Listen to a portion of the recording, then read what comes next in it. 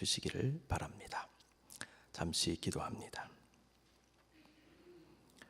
주님, 이 시간 말씀에 집중하기를 원합니다. 세상의 시끄러운 소리들이 우리 영혼을 갉아먹었습니다. 이제 그 소리들 다 사라지게 하시고 우리 영이 깨어나고 주님의 생명의 말씀을 통하여 진정으로 소성하는 은총을 주시옵소서. 우리의 존재와 삶이 예수님의 모습으로 바뀌어지도록 오늘 또 말씀으로 역사해 주옵소서. 부족한 종의 입술을 주장하옵시기를 비옵고 예수님의 이름으로 기도하옵나이다. 아멘. 인류 구원을 위한 예수 그리스도의 영적인 여정은 고난주간의 정점에 이르게 됩니다. 예수님께 공생의 3년의 기간이라고 하는 것은 복음 전파와 가르침과 치유를 중심으로 한 사역의 기간이면서 동시에 예수님의 사역을 방해하고 저항하는 무리들로부터 주어지는 보이는 또 보이지 않는 박해의 기간이기도 했습니다. 주님은 영적으로도 다양한 형태의 시험을 받으셨는데 대표적인 것이 광야에서 40일 금식 기도하신 후에 받으신 마귀의 시험입니다.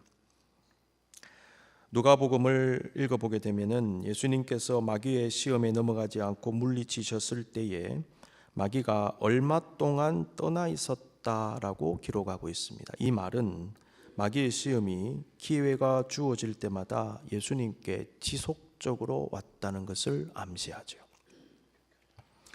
3년 내내 핍박과 시험을 당하신 예수님은 마침내 십자가에 달려 돌아가심으로 가장 극심한 고난과 죽음을 통하여 인류 구원의 사명을 완수하셨습니다.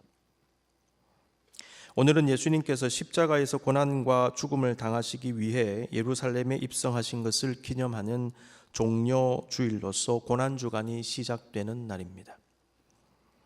종려주일, 팜 선데이. 이 명칭은 예수님께서 입성하실 때 사람들이 종려나무 가지를 흔들며 맞이했기 때문에 지어진 이름입니다. 요한복음 12장 13절에 나옵니다. 종려가지를 들고 나와서 환영했다. 우리 기독교회는 종려주일에 복음서에 기록된 주님의 순환의 이야기들을 읽고 묵상해오는 전통을 가지고 있습니다. 종려주일의 주제는 크게 두 가지로 볼 수 있습니다. 첫째, 주님의 승리의 입성, triumphal entry. 둘째, 주님의 고난, the passion of the Lord. 그래서 이 날을 대조의 날 혹은 모순의 날, day of contrast 혹은 day of irony라고 얘기합니다. 종려주일은 서로 대조되는 두 가지 주제가 공존하기 때문입니다. 승리와 고난. 승리했는데 왜 고난당합니까? 고난당하는데 승리했다고 말할 수 있을까요? 그러니까 승리와 고난은 대조적인 주제죠. 근데 이 두 개가 같이 있어요. 모순입니다. 아이러니. 그래서 종려주일은요, 모순의 날이 되는 것입니다. 그런데 하나님은 우리에게 이 모순된 현상을 보여주시며 진리를 선포하십니다. 이 진리는 구원을 위하여 성육신하신 예수 그리스도의 모습에 가장 잘 나타납니다. 주님은 가장 고귀하신 분이신데 가장 낮고 천한 모습, 종의 모습으로 오셨죠. 가장 높으신 분인데 가장 낮은 분으로 오셨어요. 이것도 모순입니다. 만왕의 왕이신 분이 짐승의 구유에 누워 있는 그 모습 자체가 이건 모순입니다.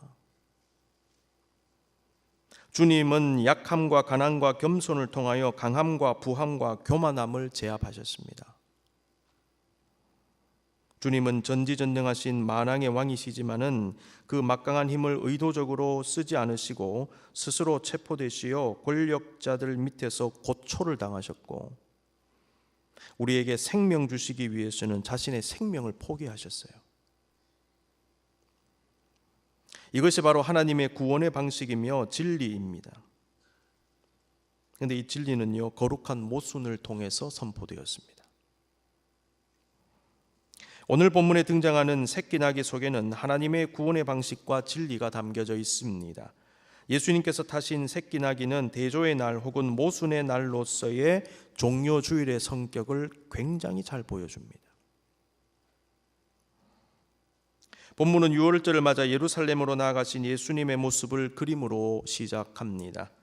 당시 많은 사람들이 유월절을 지키기 위해 예루살렘으로 모여들었고요. 이미 이스라엘 내에서 크게 알려져 있는 예수님께서 예루살렘에 들어가실 것인지에 관하여 많은 사람들의 관심이 집중되었습니다.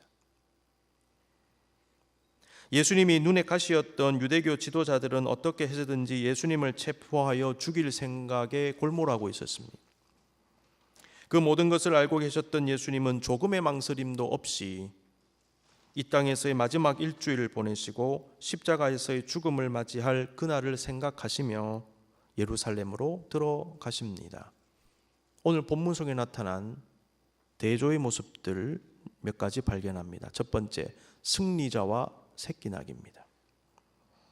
예수님은 감람원이라 불리는 산 쪽에 있는 벳바게와 베다니에 가까이 가셨을 때에 제자 중 둘을 보내시며 너희는 맞은편 마을로 가서 그리로 들어가면 아직 아무도 타보지 않은 나귀 새끼가 매여 있는 것을 보리니 풀어 끌고 오라고 하셨습니다. 벳바게, 이것은요 아직 익지 않은 무화과의 집이라는 뜻을 가지고 있는데요, 아마도 감람산 부근의 한 마을이거나 여리고에서 예루살렘으로 가는 길 베다니 근처에 있는 어떤 마을로 추정이 됩니다. 베다니는 예루살렘에서 동쪽으로 약 3km 정도 떨어진 곳으로서 감람산 동쪽 기슭에 자리 잡고 있는 이 역시 마을인데, 아시는 대로 예수님의 사랑을 많이 받았던 마리아와 마르다와 나사로가 살던 곳이었지요.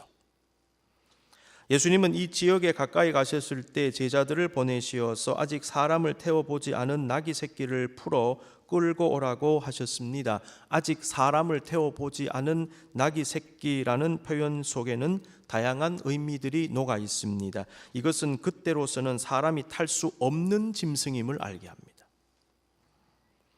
상식적으로 사람이 타려면 다 큰 나귀를 타지 왜 새끼 나귀를 타겠습니까? 무슨 이유로? 더구나 그 나귀는 실제로 사람을 태워본 적이 없습니다. 예수님은 탈 수 없는 나귀를 고르신 거죠. 주님은 왜 그 나귀를 끌고 오라고 하셨을까요?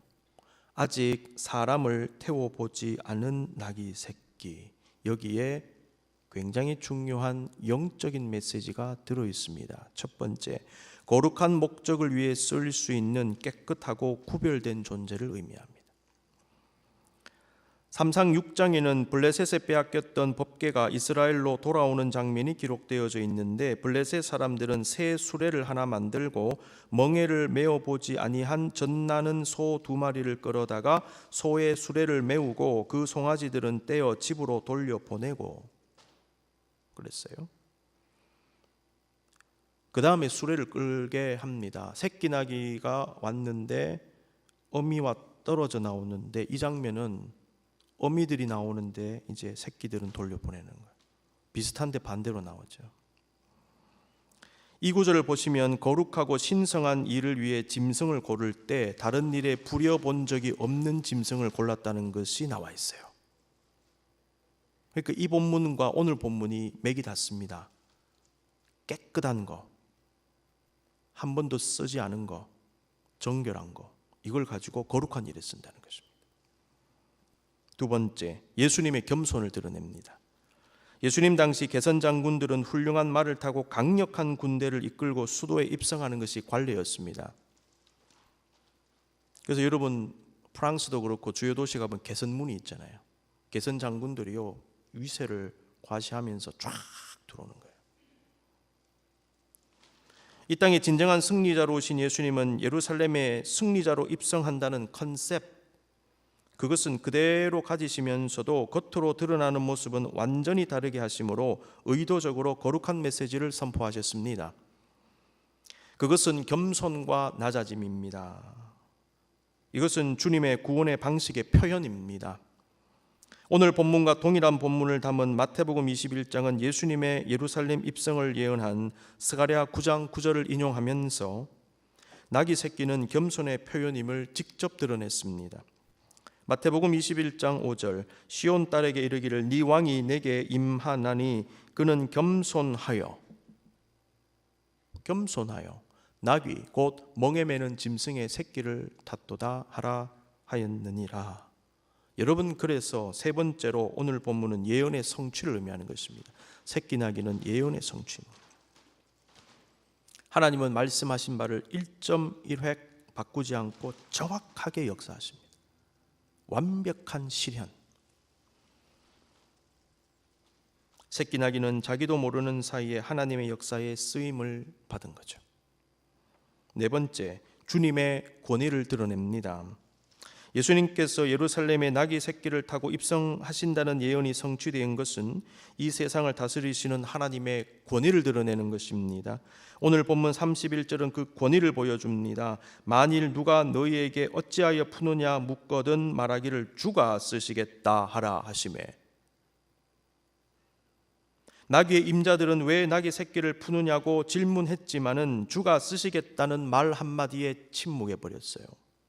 그 다음부터는 말이 없습니다. 주가 쓰시겠다는 말은 나귀의 진짜 주인은 그 나귀의 주인이 아니라 예수님이 주인임을 선포합니다. 예수님이 진짜 주인이다. 너희가 아니다. 여러분의 재물의 진짜 주인은 주님이십니다. 여러분의 비즈니스의 진짜 주인은 주님이십니다. 여러분의 가정의 진짜 주인은 주님이시고요. 우리 교회의 진짜 주인은 주님이십니다. 주가 쓰시겠다 하라. 우리가 이 모습을 곰곰이 묵상할 때 거룩한 목적은 목적대로 이루시면서도 그 방법과 외면적으로 드러나는 모습은 철저하게 모순적으로 드러내신 주님의 의도를 읽어볼 수 있습니다. 예수님은 개선장군과 같은 승리자임을 드러내시면서도 그 형식은 훌륭한 말이 아니라 사람을 한 번도 태워보지 못한 새끼 나귀를 사용하셨습니다. 승리는 선포하시면서 철저하게 보잘것없고 낮아지고 겸손한 모습으로 선포하십니다.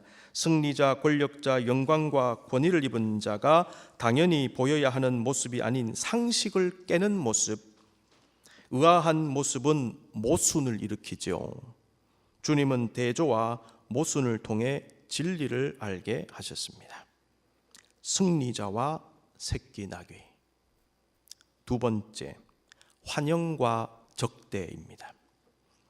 사람들은 새끼 나귀를 타신 예수님을 대대적으로 환영했습니다. 37절, 38절 이미 감람산 내리막길에 가까이 오심에 제자의 온 무리가 자기들이 본 바 모든 능한 일로 인하여 기뻐하며 큰 소리로 하나님을 찬양하여 이르되 찬송하리로다 주의 이름으로 오시는 왕이여 하늘에는 평화요 가장 높은 곳에는 영광이로다 하니 그랬죠.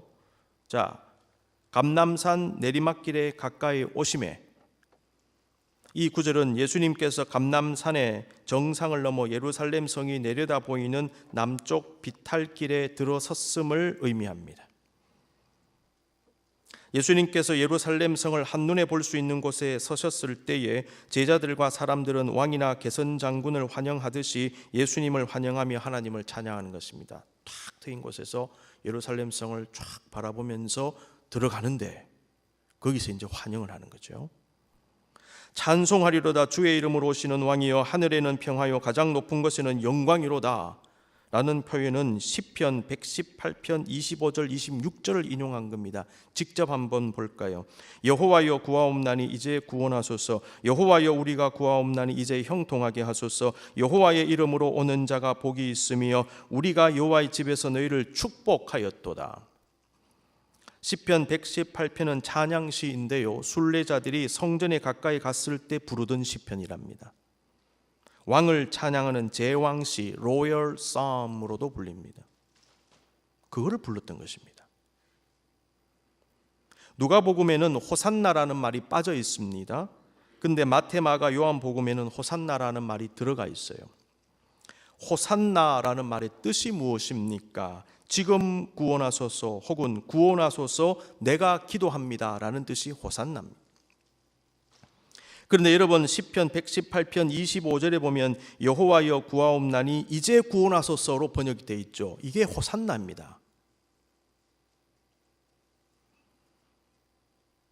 우리는 일반적으로 예수님께서 예루살렘에 입성하실 때 수많은 사람들의 환영을 받으신 것으로 알고 있습니다. 여러분 어떻게 생각하십니까? 정말 그랬을까요? 질문하기 원합니다. 정말 그랬을까요? 한번 살펴볼까요? 누가복음 예수님께서 새끼 나귀를 타시고 예루살렘에 입성하셨을 때 환영한 무리들은 제자의 온 무리라고 말씀하고 있어요. 37절 이미 감람산 내리막길에 가까이 오심에 제자의 온 무리가 자기들이 본 바 모든 능한 일로 인하여 기뻐하며 큰 소리로 하나님을 찬양하며. 우리가 아는 대로 복음서는 제자라는 말을 아무한테나 쓰지 않습니다. 본문에서 말씀하는 제자의 온 무리는 적어도 예수님을 믿고 따르는 사람들, 예수님을 메시아로 믿는 사람들이었습니다. 물론 그들이 십자가의 고난과 죽음을 통하여 구원을 완수하시려는 예수님의 뜻을 온전히 이해했다고 보기는 어렵습니다. 그들 중에 어떤 이들은 예수님을 정치적인 메시아로 이해한 사람들도 있었을 것입니다. 어쨌든 이들은요, 예수님을 믿고 따르는 사람들, 그리고 메시아로 어쨌든 인식하는 사람들이었습니다. 그들은 예수님을 아예 믿지 않거나 배척한 사람들과는 달랐어요. 그런데 오늘 본문 보니까 이 사람들만 언급이 되어 있거든요. 이거 유심히 보셔야 합니다. 마태, 마가, 요한의 기록은 어떠할까요? 예수님의 예루살렘을 입성을 기록한 마태복음 21장을 보니까 제자들이 나오고 나귀 새끼를 준비하고 겉옷을 얹어 예수님 태웠고 그 다음에 무리의 대다수라고 하는 표현이 나오는데 그 사람들이 자신의 겉옷을 길에 펴고 또 다른 이들이라고 하는 표현이 나오는데 나뭇가지를 베어 길에 폈다라고 기록합니다. 마가복음 11장 8절에도 많은 사람들이라고 되어 있어요. 자기들의 겉옷을 폈고 또 다른 이들은 종려나무 가지를 펴서 길에 폈다. 종려나무를 가지 꺾고 와서 길에 폈다. 근데 마가복음을 연구한 학자의 제가 자료를 좀 보니까 그들은 예수님의 말씀을 듣고 은혜를 받아 주님을 길에서 따르는 사람들이었지 예수님 믿지 않고 무관심하거나 심지어 적대적이었던 예루살렘에 거주하는 사람들은 아니었다라고 해석을 합니다. 그러니까 오늘 본문하고 맥이 같은 거예요. 많은 사람들이라고 표현했지만은 이 사람들이 도대체 누구였느냐? 그래서 여러분 복음서는 비교하면서 읽으셔야 됩니다. 이 사람들 역시 주님을 인정하고 믿고 따르던 사람들이었다는 것입니다.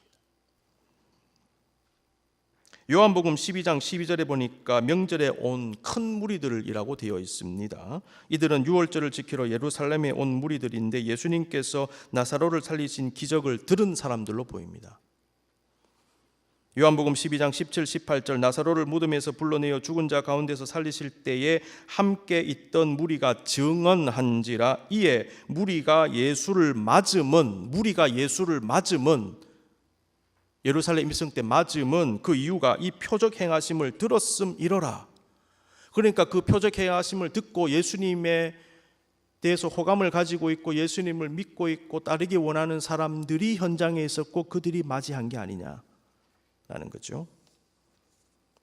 이 네 권의 복음서에 기록된 예수님을 환영한 사람들에 대한 기록은 다양한 해석이 가능하겠지만은 공통점은 예수님의 제자들과 예수님 믿고 따르던 사람들 또 맹인이며 거지였던 바디메오처럼 예수님의 치유를 경험하고 예수님을 길에서 따르던 사람들 많았죠. 그리고 주님의 기적의 이야기를 듣고 경외심을 가졌던 사람들로 볼 수 있겠습니다. 이 사람들이 환영한 것입니다. 따라서 예수님의 예루살렘 입성을 환영하는 사람들은 우리가 상상하는 것보다는 작은 규모였을 가능성이 있습니다. 만약 대대적인 행진이었다면 틀림없이 로마 정부로부터 제압당했을 것이 뻔합니다. 왜냐하면 그 당시 이스라엘은 로마 황제의 통치를 받는 곳인데 어떤 사람이 사람들의 환영을 받으면서 왕과 같은 존재로 개선식을 하고 말이죠. 예루살렘에 입성하는 큰 행사가 벌어졌다면 일종의 반정부 행사나 시위로 번질 수도 있었을 것입니다. 로마 정부가 가만히 뒀겠느냐는 거죠. 따라서 예수님의 예루살렘 입성은 생각보다 작은 규모로 진행된 게 아닐까. 예언의 성취와 영적인 메시지를 선포하는 일종의 행위 비유, 상징적 성격이 큰 것으로 해석해 볼 수 있겠습니다. 예수님의 예루살렘 입성을 환영한 사람들에 대한 분석은 주님을 환영한 사람들과 다른 생각을 가진 많은 사람들, 특히 예수님을 환영하지 않고 오히려 냉소적이며 적대적 자세를 취한 사람들이 많았음을 알게 합니다. 실제로 누가복음 19장 39절에 보면 무리 중 어떤 바리새인들이 말하되 선생이여 당신의 제자들을 책망하소서라고 따지고 들었어요. 현장에서 바리새인들은 왜 예수님이 무리를 책망하지 않는가? 책망 좀 하십시오. 이렇게 얘기하고 있거든요. 책망 좀 하세요. 지금 뭐 하는 겁니까? 그들은 우리가 예수님을 메시아로 환영하고 찬양하는 것이 못마땅했지요. 바리새인들은 백성들의 환호를 견디다 못해 예수님께 직접 불만을 제기한 것입니다. 예수님이 조치 취해 주시기를 원했습니다. 그들은 특히 예수님을 선생이여라고 불렀죠. 랍비라는 것인데요. 랍비라고는 부를지언정 예수님을 주님이라고 부르진 않습니다. 메시아라고 인정하지 않습니다. 예수님은 바리새인들의 부정적인 은사를 보시고는 40절에서 내가 너희에게 말하노니 만일 이 사람들이 침묵하면 돌들이 소리 지르리라고 하셨습니다. 이 말씀은요 하박국 2장 11절을 연상하게 합니다. 담에서 돌이 부르짖고 집에서 들보가 응답하리라는 말씀이 있거든요. 돌이 부르짖고 들보가 응답한다는 표현은 바벨론이 웅장하고 강한 성을 비롯해서 대단한 건축물들을 짓기 위해서 피지배국의 수많은 노동자들을 끌고 와가지고 착취하고 억압을 했죠. 그 노동자들이 고통 가운데 부르짖는 것을 상징하는 겁니다. 그래서 담에서 돌이 막 부르짖고 집에서 들보가 응답한다. 그 노동자들의 부르짖음인 것입니다. 하박국 2장 11절을 통하여 하나님께서 그들의 절규와 부르짖음을 들으시고 바벨론을 심판하신다라는 메시지를 선포한 겁니다. 오늘 본문 누가복음 19장 40절에서 돌들이 소리 지르리라는 말씀은 구원을 위한 백성들의 간절한 열망이 담겨 있고 그 다음에 그 열망을 들으신 하나님의 심판이 선포된 겁니다. 이 예수님의 말씀을 이렇게 해석할 수 있어요. 예수님은 자신을 믿고 따르던 사람들의 입을 통하여 나온 찬양의 메시지에 의미를 부여하셨습니다. 그 말씀에서 높이는 왕이 바로 자신임을 알게 하신 것입니다. 그런데 바리새인들은 그러한 간절한 마음은 없이 어떻게든 예수님 체포하여 죽일 방법을 찾기에 급급했습니다. 결국 낙의 새끼를 타시고 예루살렘에 입성하시는 예수님을 맞이한 사람들은 본문에서와 같이 주님을 믿고 따르면서 열렬히 환영하는 사람들과 함께 믿지도 않고 배척하며 적대하던 사람들 두 부류로 볼 수 있어요. 바로 이 부분도 우리에게 종려주일은 대조의 날임을 알게 합니다. 현장에 두 부류가 이렇게 있는 거예요. 서로 함께 할 수 없는 두 부류. 대조의 날이다. 종려주일은 진정으로 모순과 대조로 이루어진 날입니다. 주님은 승리자로 입성하셨습니다. 그런데 주님은 생명이 아니라 죽음의 문을 향해 걸어가셨잖아요. 주님은 왕으로 입성하셨습니다. 그런데 주님이 찾은 곳은 영광스럽고 화려한 보좌가 아닙니다. 십자가를 찾으셨습니다.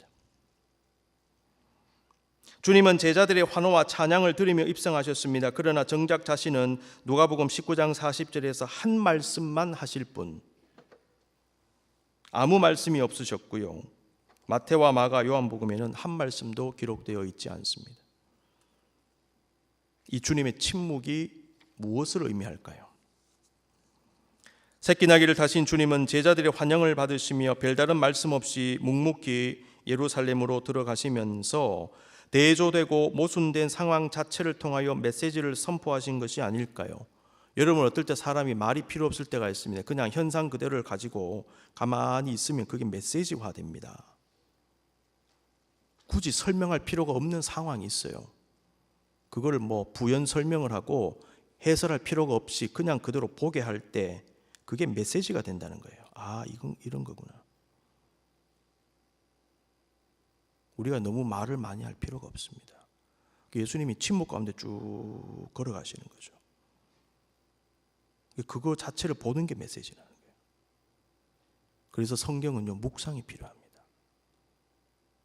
따지지 말고 묻지 말고 관조하라, 그냥 보는 거죠. 이 관상기도입니다.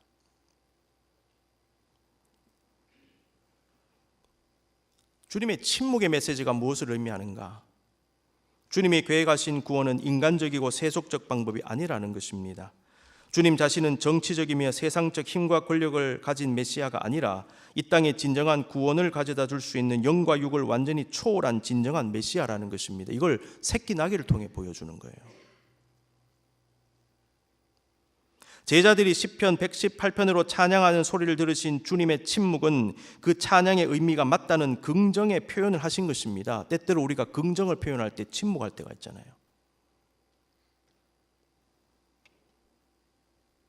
예수님을 메시아로 인정하지 않고 죽이려고 하는 모든 대적자들의 시도가 잘못된 것임을 알게 하시는 무거운 메시지로서의 침묵이었습니다.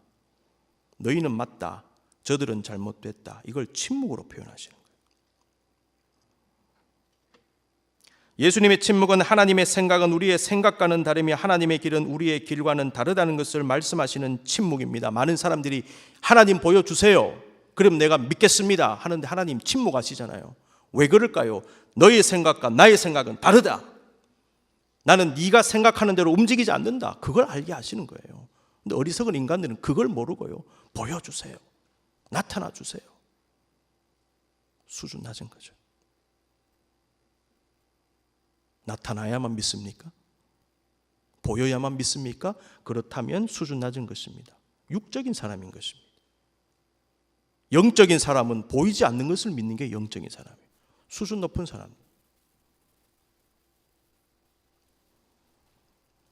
중요한 것은 주님은 대조와 모순의 상황을 통하여 진리를 선포하셨고 그 상황을 뚫고 마침내 승리를 이루셨다는 것입니다. 종려주일의 예루살렘 입성은 주님의 승리는 어떠한 승리이며 어떻게 이루어지는 승리인지를 알게 했습니다. 천재음악가였던 베토벤의 개인적 삶은 고통과 절망의 연속이었습니다. 우리가 아는 대로 베토벤은 26살 때인 1796년부터 심각한 청각장애를 앓았고요. 나중에는 청각을 완전히 잃어버렸어요. 베토벤은 그 외에도 염증성 폐질환, 황달, 결막염, 늑막염을 앓았습니다. 1827년에 56세의 이른 나이로 사망했습니다. 작년 2023년 나온 연구 결과가 하나 있어서 소개하는데, 베토벤이 죽기 몇 달 전 B형 간염 바이러스에 감염됐고 이것이 사망의 원인이 되었을 것이라고 추정하는 연구 결과, 최근 연구 결과가 발표됐어요.